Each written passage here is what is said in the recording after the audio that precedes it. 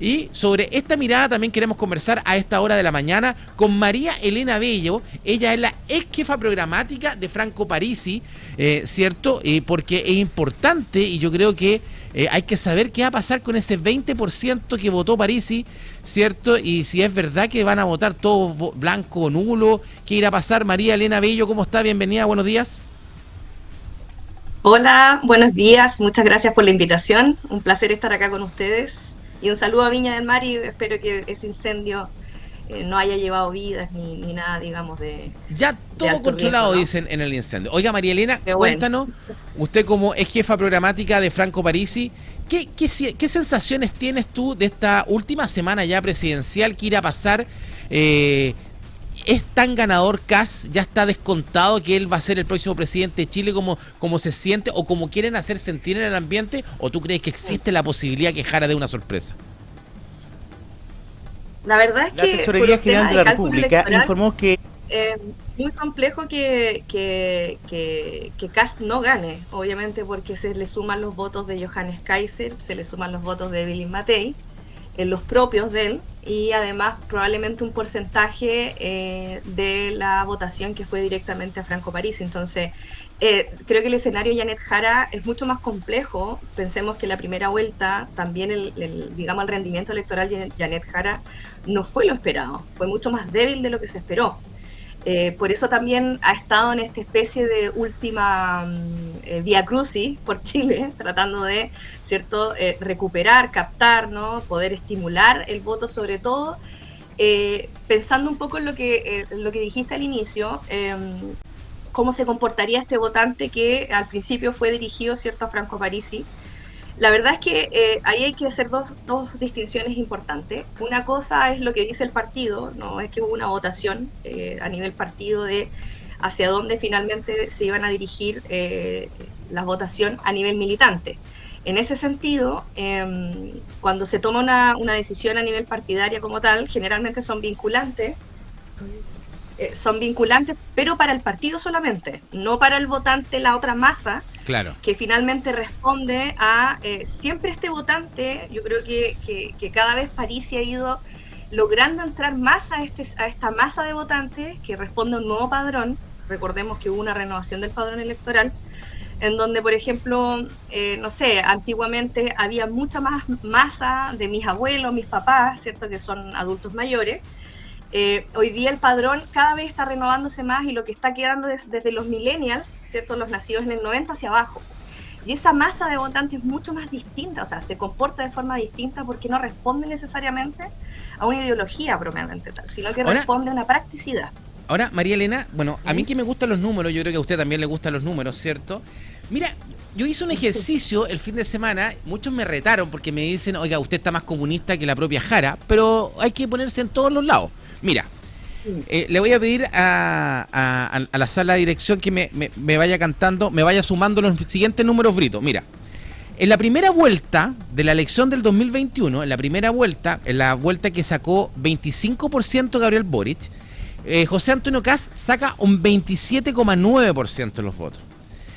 Después tenemos a Franco Parisi que saca un 12,8% de los votos. Después tenemos a Sebastián Sichel que saca un 12,7% de los votos. Si uno hace la sumatoria de estos tres candidatos, que claramente no son de izquierda, asumiendo que también hoy día París saca un 20, o sea, mucho más, si hacemos la sumatoria de esos tres elementos, ¿cierto?, tenemos exactamente que la sumatoria de los tres nos da un 53,4%. Sin embargo, Kast en la segunda vuelta no alcanzó a llegar al 45%. O sea, 8 puntos al menos de la votación de Sichel y Parisi no se va a José Antonio. Entonces, y uno dice después, hace la sumatoria de votos que saca Boric en primera vuelta, que sacó un 25,8%, ¿cierto? Y le sumamos el 11% que saca Yarna Proboste, y le sumamos inclusive el 7% de Marco Enrique en esa primera vuelta, tenemos un 43%. En cambio, Boric ganó con un 55%. ¿Cómo se explica eso, cierto? ¿Y por qué hoy día damos tan seguro un triunfo de Kast cuando los mismos números y la misma matemática de la elección anterior nos muestra algo completamente distinto? Dos cosas importantes que hay que tener en consideración cuando uno saca estadísticas electorales. Uno es cuáles son tus competidores, que muy bien tú decías, digamos, en el evento anterior estaba Sichel, ¿cierto? Exacto. Por la parte contendiente estaba, ¿cierto? En esa época Gabriel Boric, bueno, Jana Proboste estuvo por ahí, después ya cayó en el camino. Pero la distinción que uno tiene que hacer también es el escenario actual político. Hoy día está corriendo la candidatura no una persona del Frente Amplio, no una persona de la ex nueva mayoría, es una persona comunista. Y Chile, por lo general, a nivel idiosincrásico, digamos, o de política, digamos, de idiosincrasia política, Chile no es un país que se destaque por, ¿cierto?, inclinarse la balanza hacia el comunismo, incluso probablemente teniendo una figura mucho más conservadora como José Antonio Kast. Por otro lado, tenemos un segundo componente que no estaba en esa época. Recordemos que Gabriel Boric era del Frente Amplio, claro que tenía un discurso reformista, ¿cierto?, que el neoliberalismo iba a morir, pero es muy distinto hoy día el escenario de tener una candidata comunista, directamente comunista, ¿no? Por otro lado, también tenemos una nueva Pero no era, figura. María Elena, no era hace 4 años atrás el discurso de Gabriel Boric mucho más duro y más de izquierda que el que tiene hoy Janet Jara. Sí, de todas maneras, mucho más duro y mucho más... Ahora, también tenemos o sea, otro atributo. Nosotros decimos que a los chilenos no les gustan los comunistas, pero te pongo un ejemplo. La primera mayoría en elección a senadores en Chile es de una comunista, como Carol Cariola. O sea, Carol Cariola no solamente ganó su cupo al Senado, sino que fue la primera mayoría nacional. Entonces uno dice, pucha, si a los chilenos no les gusta tanto los comunistas, ¿por qué pasan estos resultados? Porque también, y volvamos al tema franco, los medios de comunicación, nosotros los medios, y también muchas encuestas, en ningún minuto vimos un 20% de Franco Parisi. Entonces, ¿no será muchas veces que también la influencia de los medios y este sentimiento le podría estar jugando chueco a una Janet Jara que en el camino, y sobre todo con los números anteriores que vimos esta primera vuelta, no pareciera estar tan muerta en su elección de aquí al domingo? Bueno, ahí también, ojo también, tú no puedes comparar las parlamentarias con las presidenciales, ahí hay distintas, buen punto. Digamos, características muy, muy disímiles en el sentido de que en la escala de comparación el voto presidencial refleja una preferencia nacional unificada. En cambio, el voto parlamentario refleja múltiples preferencias locales, regionales, distritales, donde tú compites en listas con una masa de competidores, es muy distinta a la fragmentación que se genera. No puedes comparar ambas cosas. O sea, podríamos hablarlo desde un análisis más, digamos, no tan profundo, pero no puedes comparar ambos fenómenos. Es como si yo te dijera, claro, tenemos muchos alcaldes comunistas en Chile, entonces Chile es comunista.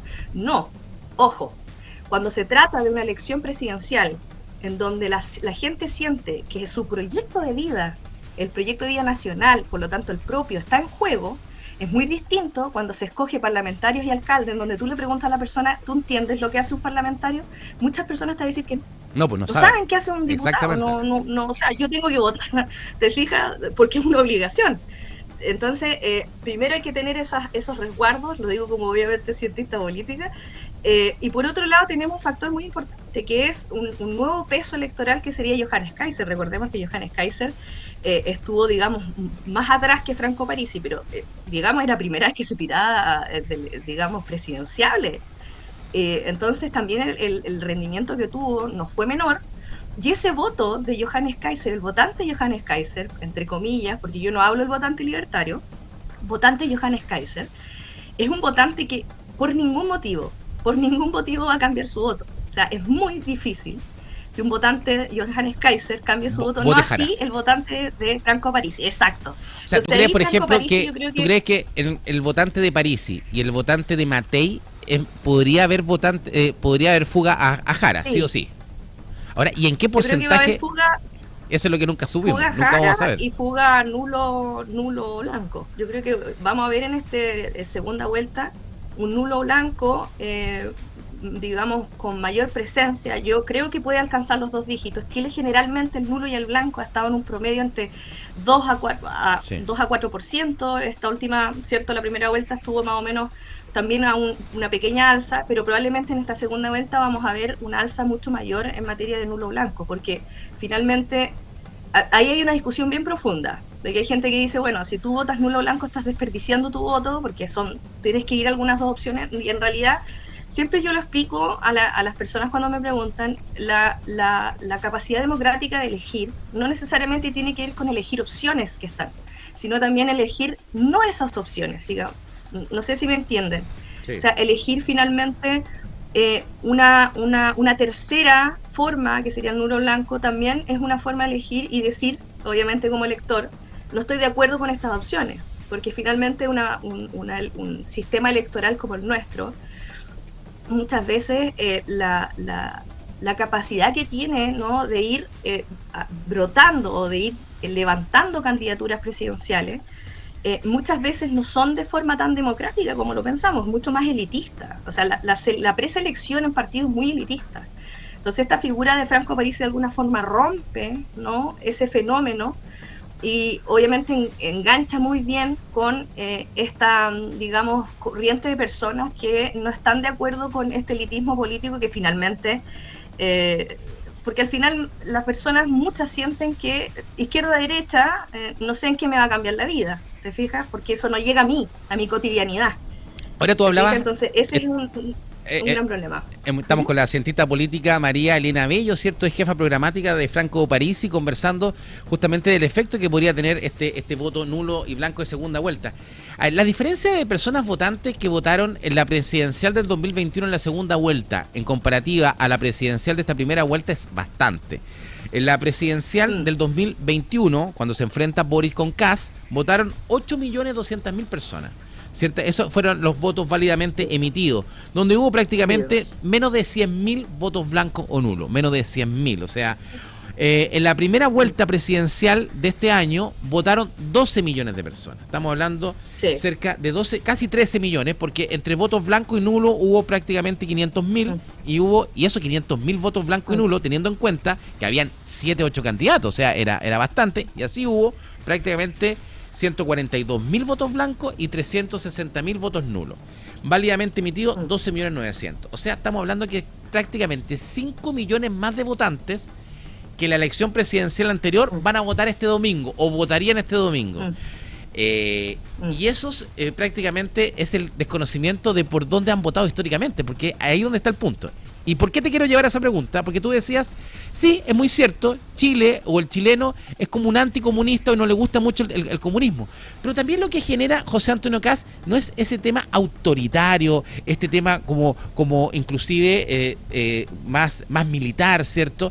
También no le jugará en contra porque son definitivamente los dos extremos. Claro, de todas maneras, y bueno, también recordemos que en la elección de 2021 el voto no era obligatorio. Generalmente cuando te encuentras con panoramas en donde los países tienen votos voluntarios, los nulos y los blancos automáticamente o correlacionalmente, por decirlo, son mucho más bajos, porque finalmente la persona, la que no está interesada, no le estimula la elección, no. Ahora obviamente con el voto obligatorio hay una multa de por medio, además, hay un incentivo coactivo, como le llamamos, o sea, un castigo. Por supuesto que la participación va a ser mucho más alta.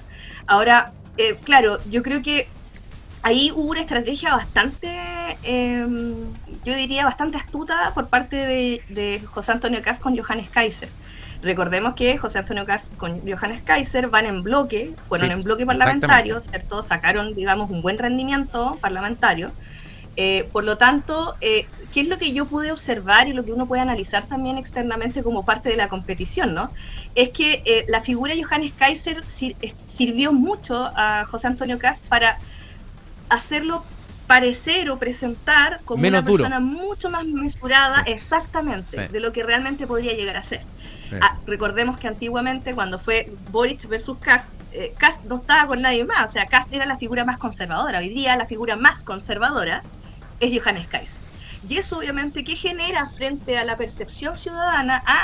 Aquí tengo una opción que no es tan extrema como Johannes Kaiser, entonces quizás no es tan mala como yo pienso, ¿no? Entonces, yo creo que esos elementos juegan son muy clave y créeme que nada es baladí. Si entró a competir ahora todo el movimiento que se hizo, la estrategia de, porque no sé si recuerdan que en un momento Johannes Kaiser estuvo muy presente en los medios, Sí. lo dictaban como prácticamente que iba a pasar a segunda vuelta. Bueno, yo nunca he sido creyente de las encuestas, lo digo desde mi posición como metodóloga, yo soy experta en metodología científica, hago muchas encuestas, me toca investigar, entonces uno se va dando cuenta que hoy día las encuestas, más que funcionar para mostrar, ¿cierto?, un rendimiento respecto a cómo percibe la gente a esa persona, o una intención de voto en este caso, hoy día las encuestas se prestan más como una publicidad pagada. O sea, Entonces, hoy día, y hay una problemática en el tema de la encuesta, porque, bueno, una de las que tenía un poco más de credibilidad, no sé qué era la Cosa Nostra, ¿cierto? Se cayó de una manera impresionante. Pero estrepitosamente. O sea, y nadie Eso fue... Ahora, y eso es un problema no solamente en Chile, porque uno dice, uy, la encuesta no se equivocaron, pasaron a segunda vuelta Kast y cierto, Kast y Jara, lo que decían todas las encuestas, no, porque lo que generaron las encuestas era quitarle la opción de triunfo a Franco, porque si Franco hubiese estado una encuesta al 20%, o sea, hubiese estado Kast 22, Franco 20, mucha gente quizá hubiese votado por Parisi. O sea, hay mucha gente que incluso no votó por Parisi por el tema de este voto perdido, ¿cierto? Ahora, María Elena, ahora volviendo al tema de cómo tú bien lo dices, no le creemos mucho a la encuesta. Hoy día tenemos una sensación de triunfo de Kast, ¿cierto? Hoy día a mí me da entre risa y rabia muchas veces como los republicanos, pero sobre todo la gente de Chile Vamos, se están repartiendo los puestos. O sea, no, tú vas a ser seremi, tú vas a ser ministro, y ya se lo están separando. Y vemos también a un José Antonio Kast en el último debate de Archie que estuvo muy mal, horrible.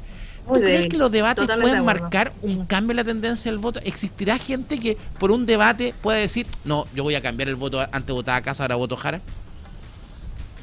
Muy difícil. Es complejo, creo, ¿no? que cuando son segundas vueltas, en primera vuelta sí, los debates hacen su incidencia importante, porque también ahí se va midiendo de alguna forma, sobre todo en redes sociales, quién ganó, quién no ganó, cuál fue el espacio más, digamos, icónico, que siempre se lo llevaba el profesor Artés. Sí, exacto. Entonces, pero en segunda vuelta es muy complejo cambiar la aguja, porque finalmente cuando tú tienes un escenario en donde se dice el suma cero, es decir, tengo solo dos opciones, ambas probablemente no son las mejores. Por ejemplo, te coloco un ejemplo, ambas no son las mejores, pero son dos opciones, no hay una tercera, la tercera sería nulo blanco, que ok, dejémoslo de lado, pero tengo dos opciones. Cuando la decisión del ser humano se reduce a dos opciones, y esto lo dice la neurociencia, por lo general es muy difícil que esa persona cambie su intención, cambie su dirección de voto.